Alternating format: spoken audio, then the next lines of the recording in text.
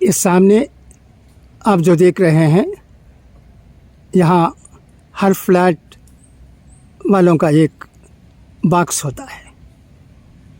इसमें हमें आने वाले ख़ुतूत रखे जाते हैं।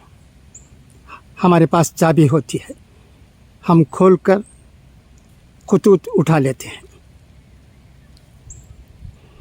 इसके अतराफ़ भी आप देखिए, झाड़ के पत्ते लाल हो गए हैं और चंद झाड़ों के पत्ते